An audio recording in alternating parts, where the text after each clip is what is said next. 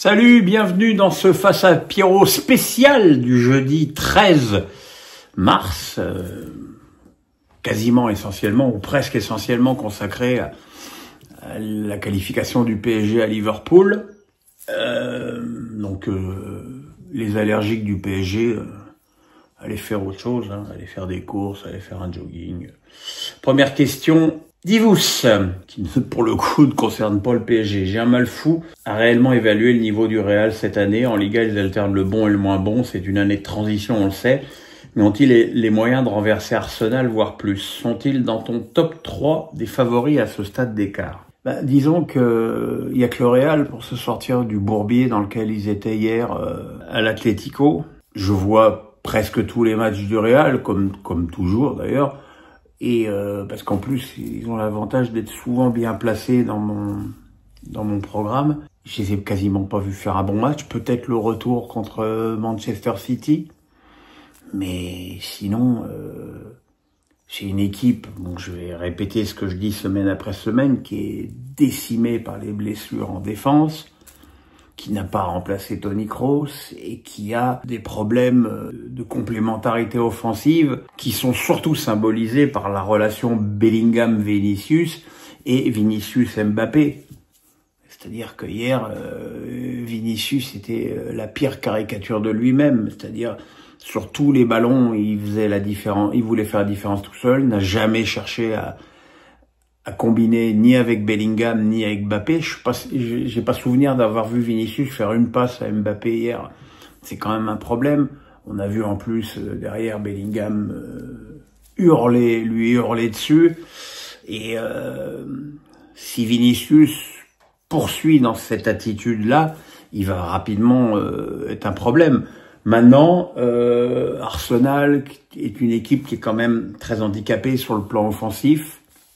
Alors évidemment, ça les a pas empêchés d'en mettre 7 à Eindhoven, mais c'est une équipe qui peut caler aussi sur le plan de l'efficacité devant. Voilà, et puis personne dans le foot ne peut dire que c'est une bonne nouvelle de tomber contre le Real en quart de finale de Ligue des Champions, ni en demi-finale d'ailleurs. Ils ont gagné la Ligue des Champions l'année dernière et ils n'ont pas été extraordinairement dominateurs. Ils sont passés au penalty à City après avoir joué comme une équipe de Ligue 2 en coupe dans ce match.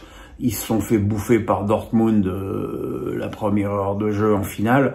Voilà, c'était pas non plus un Real souverain. Ce club a un côté immortel qui, je le conçois, peut parfois un peu agacer. Supporter parisien me dit, penses-tu qu'au vu du match réalisé par Donnarumma hier soir, on peut enfin parler d'un match référence pour le portier italien que l'on attend depuis longtemps au sein du club parisien, mais aussi du côté des supporters? Je dirais, match référence, pas forcément, parce que sur les ballons aériens, on a quand même eu quelques sueurs froides, sur les relances au pied, on a eu quelques sueurs froides.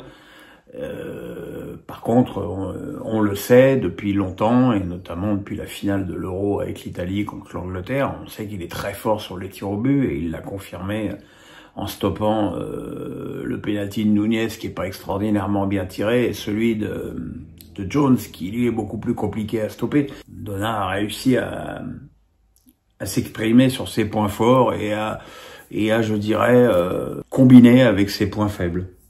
Yvous. J'ai été plus que surpris par le niveau de jeu du PSG, cette impression de puissance collective. Entre les matchs aller et retour, la confiance qui se dégageait de ce groupe était incroyable. Quels en sont les ingrédients à ton avis? Il y a évidemment le travail de Luis Enrique, les choix de Luis Enrique, parce qu'il y a des choix difficiles à faire, parce que quand on voit avec l'appétit avec lequel Zahir Emery est rentré dans ce match, on voit qu'il aurait très bien pu prétendre à une place de titulaire, peut-être à la place de Ruiz, mais que le physique de Ruiz est aussi important pour contrebalancer la petite taille relative de Neves et Vitinha. Tu vois que Doué pourrait être titulaire, donc il y a des choix. Luis Enrique réussit très fort, c'est que tous les joueurs adhèrent à ses choix et que lorsqu'ils sont pas titulaires, ils rentrent s'entraîner les pieds avec beaucoup d'appétit et ça donne une équipe très difficile à lire avec des joueurs qui sont capables, à l'image de Nuno Mendes à Liverpool, de se surpasser dans des moments clés. Et ça, c'était le défaut du PSG avant, c'est que dans les moments clés, il y avait plus personne. Et là, tout le monde était au rendez-vous à l'aller comme au retour. Yvous, encore, me dit « La quasi-absence de Salah à l'aller comme au retour face au PSG est-elle liée à la tactique du PSG ou à une méforme passagère de ce joueur ? Quoi qu'il en soit, ça te donne raison qu'on en fait trop et trop tôt pour les favoris du Ballon d'Or. » Oui, en fait, le jour où tu m'entendras parler du Ballon d'Or, tu seras pas jeune, encore plus 3 mois après la remise du trophée. Tout ça n'a pas de sens et que on sait très bien qu'à partir du moment où Salah a été éliminé, ses chances pour remporter le Ballon d'Or sont devenues nulles. Voilà, bon, honnêtement, ça n'a rigoureusement aucune importance. Ce qui est important, c'est que Salah a pas été bon. Enfin, il était inexistant au match aller. Au match retour, il a plutôt pas mal débuté. Il fait un petit pont sur Nuno Mendes. C'est d'ailleurs la seule fois où il l'a passé bec à bec du match. Et puis derrière, il a juste été très très bien pris par Nuno Mendes, parce que Nuno Mendes est extraordinairement rapide, et je pense que c'est la vitesse d'intervention de Nuno Mendes qui a beaucoup perturbé Salah. Yvous, toujours. Si Nice se qualifiait pour la Ligue des Champions, Ineos allouerait-il les fonds nécessaires, ou est-ce Manu leur vraie priorité? Ou si c'était la Ligue Europa, Ineos serait-il déçu et donc peu d'investissement? Ferait-il encore l'impasse sur l'Europa League comme cette saison? Ils n'ont pas fait l'impasse sur l'Europa League, c'est les blessures qui ont fait l'impasse sur le parcours de Nice, parce que il manquait beaucoup trop de monde dans les premiers matchs, qui ont fait que les résultats sont négatifs et que derrière le club a peut-être d'ailleurs trop tôt laissé tomber. Je suis pas certain qu'une qualification en Ligue des Champions modifierait les options financières d'Ineos, qui effectivement non seulement a racheté Manchester et donc a beaucoup d'argent à consacrer à Manchester, et en plus Manchester qui est moribond, qui va très très mal, et où il va falloir mettre énormément d'argent et d'investissement pour modifier ça, d'autant plus que visiblement ils veulent construire un nouveau stade. Donc j'ai bien peur que Ligue des Champions ou pas, Nice doit se débrouiller sans argent d'Ineos.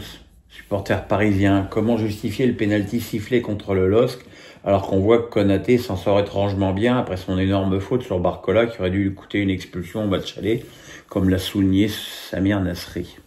Ton avis? Bien sûr, mais que encore une fois, le problème, un des problèmes majeurs de l'arbitrage en France et en Europe, c'est l'uniformisation des décisions, et qu'on voit bien qu'en passant d'un homme à un autre homme, la faculté d'interprétation sur une action peut être totalement différente. Voilà, je pense aussi que plus l'arbitre est renommé, plus il a confiance en lui et plus il laisse jouer. Mais il est évident que dans les deux cas que tu cites, l'arbitre s'est trompé. Bon, ponctuellement, c'est les 2 fois en défaveur du club français, mais voilà, ce sont 2 erreurs.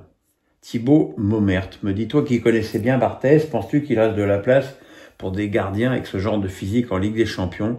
Je suis personnellement lassé des murs style Courtois, Donnarumma, Alisson, Oblak. Oui, enfin, je te répondrais que le propre d'un gardien, c'est d'être un mur, c'est être tout repoussé, et que Fabien, quand il était à son meilleur, même s'il faisait pas 1m95, c'était un mur aussi. Je pense honnêtement que si Barthez déboulait dans le foot aujourd'hui avec le niveau qu'il avait, il serait parmi les meilleurs gardiens d'Europe, et que voilà, il faisait pas 1m90, mais c'était pas un puceron non plus. Donc oui, je pense qu'il y aurait pas de problème pour Fabien. Maintenant, c'est sûr qu'il y a beaucoup de clubs qui aiment avoir des gardiens de plus d'1m90, et il doit bien avoir une raison. Winter Joseph me dit, Désiré Doué, impressionné par son entrée en jeu et affiché une qualité technique nettement supérieure à Barcola. Pourquoi Luis Enrique persiste-t-il à le laisser sur le banc lors des matchs clés? C'est marrant, c'est une réflexion que je me suis fait à Rennes. À Rennes, Barcola a quasiment pas réussi un dribble du match. Et malgré ça, il fait but et passe décisive. À à Liverpool, il n'a pas non plus réussi quasiment un dribble, mais il a fait passe décisive sur Dembélé. Donc, où il est décisif sur le but de Dembélé, plus exactement. Donc, tant que Barcola est décisif, son apport est indispensable. Le jour où il commencera à être moins décisif, probablement que la question se posera avec plus d'acuité. Il est évident que, en l'état actuel de la constitution du PSG, compte tenu aussi du fait que Kvaratskhelia semble avoir quand même pris bien ses marques au PSG, je pense que la place se jouera entre Doué et Barcola dans les semaines à venir. Kéké Détente me dit, à ce stade de la compétition et au vu du tableau final, quels seraient aujourd'hui pour toi les 2 favoris pour la finale en Ligue des Champions? Bah dans le bas du tableau, je pense que Barcelone me paraît bien armé, même si Barcelone a montré cette année qu'il y avait parfois des matchs où ils s'oubliaient, notamment sur le plan défensif. Mais bon, ils ont une telle puissance de feu sur le plan offensif que là, bon, maintenant il y aura quand même Bayern-Inter, donc il faudra quand même se gaufrer le Bayern ou l'Inter en demi. Ce sera pas forcément facile, mais je pense que le Barça devrait être en finale. Et puis de l'autre côté, c'est beaucoup plus ouvert parce que Arsenal, Real, c'est quand même pour moi du 50-50 et Paris, bon, doit se méfier d'Aston Villa, mais bon. En admettant que Paris se sorte des griffes d'Aston Villa, il y aura une demi-finale difficile contre Arsenal ou contre le Real. J'avoue que le match d'hier à l'Atlético m'a marqué. Je me dis que c'est pas possible que le Real s'en soit sorti comme ça et qu'ils ont une force intérieure qui leur permet de se sortir toujours de tout. Ouais, je pense que la finale pourrait très bien être Barcelone-Real, ouais. François Bréhin me dit, existe-t-il un risque pour Marseille de vivre une terrible désillusion en chutant du podium, voire de finir 5e ou 6e au vu de leur forme du moment et du classement qui s'est fortement resserré derrière? Oui, il y a un risque. Il y a un risque. En plus, on peut pas dire qu'on puisse leur programmer beaucoup de points sur le prochain match puisqu'ils vont au Parc des Princes. Maintenant, ils ont quand même encore un petit peu d'avance. C'est toujours pareil, il faudra voir si c'est une méforme passagère ou est-ce que c'est un malaise qui peut être durable.